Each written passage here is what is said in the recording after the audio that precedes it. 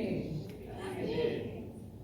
Thank you so much for having me, Faith in Florida, like all of the other organizations that participated. I am Allison Miller, and I am running for state attorney for Pinellas and Pasco counties. There are 20 judicial circuits in Florida. Each judicial circuit has its own elected state attorney and its own elected public defender. That doesn't have anything to do with like the congressional districts or the state house and state senate districts. It has to do with the court system. And so the 6th Judicial Circuit is all of Pinellas and all of Pasco. A lot of people say, can I vote for you, or do I live in your district? If you live in Pinellas or you live in Pasco, you are in this district. I want to tell you just a little bit about myself before taking questions. I am a career public defender. I have been an assistant public defender for about 15 years. I started my career in Tallahassee when I was in law school at Florida State, which is where I met my husband. After law school, he and I decided to relocate to the Tampa Bay area. His family was from Sarasota and mine was in Orlando, and we thought, we'll split the difference. And that's how we ended up here. To be honest, I interviewed with both the state attorney's office and the public defender's office in Pinellas, Pasco, as well as in Hillsborough County, which is a totally different circuit, because I genuinely thought there is good to be done on both sides of the aisle, and I believe in divine intervention or the universe or whatever it is, sort of path correcting. But I was offered a job at the public defender's office here the day after I passed the bar, and I have been working there ever since. I think also, in understanding why I'm running for state attorney, there are some things I'd like to share with you as well about me personally. So these are things that I didn't love talking about, but it is a race where I'm asking you to put your trust in me, and these are reasons why I think you should do so. My journey in criminal justice began when I was a victim of violent crime. I was held at gunpoint when I was 14 years old. I walked into a robbery in progress, and then I was a victim of sexual violence. I was raped in college. And obviously I didn't have the insight at the time that either of those events would shape who and what I would become. But now, looking back, I realize that I am here today because of those events.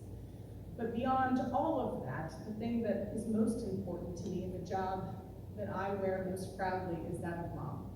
I am a mother to a 7-year-old little girl, Annie. I live with my husband and my daughter in St. Petersburg. My 70-something-year-old parents live around the corner, and so you hear all kinds of things about yourself running for office that you didn't know were true. One of which is that I am a George Soros-funded progressive prosecutor, and I'm going to just let everybody out of prison, despite the fact that I live here with my family. And so the idea that I would do anything to make these communities less safe where I'm raising my child is absurd, and it's offensive. And also, I've received $0 from George Soros, just to be clear on that. Just a little bit of just some insight. The state attorney, and feel free, Allison, if anything seems or goes a little left, just correct it all the way through. The state attorney's office holds prosecutorial discretion, which means they have the power to decide how aggressively you, your neighbor, me, our friends, all of that, they have the discretion to know who's charged of a crime, or if they should be charged at all. So as a nation, many of our fears connect back to the loss of democracy, the feeling that we have no say in how our lives are run and having our basic needs met. Many people cannot afford rent, reproductive rights are under threat, and our state is in the lead for the most incarcerated people per capita. A state attorney's role is more pivotal now than ever before. And the state attorney's administration effectively defines the shape of justice in our district. For the last 30 years plus, this office of state attorney has gone unchallenged. Wow. Yes. That's great. Yeah. Yeah, think about that, unchallenged. Yeah. And their administration has been marked by 28 years plus of Republican Judge Bernie McCabe, and an additional year with his chief assistant, Bruce Bartlett, who succeeded State him. attorney, just to correct, you called him judge. Just Okay. state attorney. Got it. But there's never been a woman to hold this position, and that in itself, I think, is huge. But nonetheless, Pinellas and Pasco counties deserve, I think they deserve, how our lives are going. Would you agree with that? Yes. Juvenile issues. The term school to prison pipeline often refers to the disproportionate tendency of minors and young adults from disadvantaged backgrounds to become incarcerated because of increasingly harsh school and prosecutorial practices.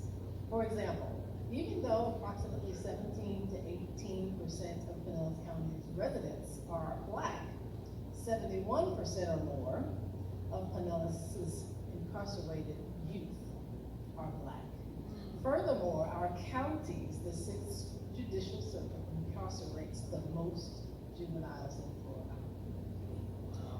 Concerns also hail from Pasco County around predictive policies, a program characterized by the data collection of and observance of the school's children to anticipate the likelihood of committing a crime. Not that they committed a Or crime. minority reporting kids, yeah. Right, but there's a chance that they could, and so they're stereotyping in some way. So what steps, if any, would you take to address the school to prison pipeline and juvenile incarceration? Sure.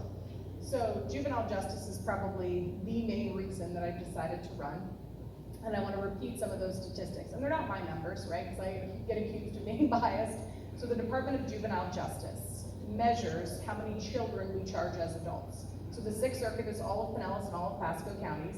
We charged more children as adults than any other circuit in Florida last year. And so keep in mind too, these circuits are not equal in size. Pinellas and Pasco's combined population is about 1.6 million people. Miami-Dade is nearly 3 million people, and we charge more children as adults. We also charge more children as adults at Orange and Osceola, which is the 9th Circuit, or the 4th Circuit, which includes Duval, Jacksonville. We charge more children as adults. And as Andrea said, Pinellas' population is only about 17% Black, but it was actually 75% of the children charged as adults last year were Black. And so I read an op-ed today from a white man who used to be a prosecutor in that office and is now in criminal defense, and he said, "I've never known us to be racist." Well, okay, but all of your policies are.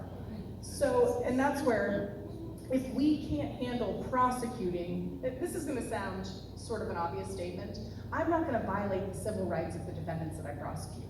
And so if we can't prosecute children without doing it in such a racially disparate way, I'm not gonna do it. And so when I say things like, I don't think it's a good idea to prosecute children as adults. So if you're not gonna prosecute a child as an adult, you're eliminating that school to prison pipeline, right? Because that's how it works. If you prosecute a child as an adult, then that child faces incarcerated sentences as an adult, including prison time. There are certain circumstances where, I want to be very clear, right? There are certain circumstances where it is legally required, and I'm going to review each case on a case-by-case basis. But again, this is about safety. And so somehow the other side of this has figured out a way to monopolize tough on crime or law and order policies to mean public safety. And it's BS, right? If locking everybody up made us safer, this country and this state, with its 90,000 incarcerated would